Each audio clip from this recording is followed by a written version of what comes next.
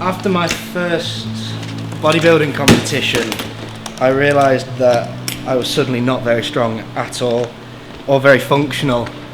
You end up looking the strongest you've ever looked, but I was struggling to press 20 kilo dumbbells overhead, and I figured that probably should change. So Strongman seemed the way forward. Started doing a little bit of like lightweight strongman and like more CrossFit-esque stuff. That was that. Just something that the main goal wasn't aesthetics, because it just you can look a certain way, but it's not necessarily healthy. And originally I got into exercise and fitness to try and be healthier, and the bodybuilding didn't always go hand in hand with that.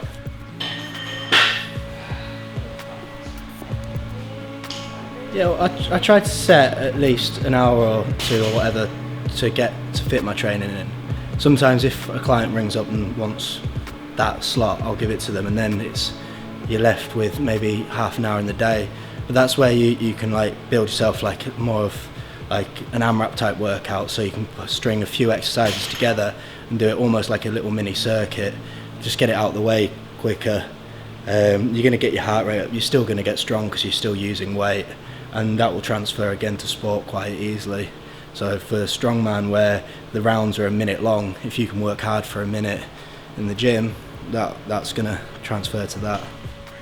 I think because partly we've got quite a limited amount of space and we haven't got room for big machines, you want to use kit that's going to give you the most bang for your buck. You want things that are going to affect like people's performance, people's health, the way people look quickly, the logs, things like that. You're getting such a big workout just from doing it, and it's so much harder to use than just a normal barbell, so it will transfer to more sports more readily.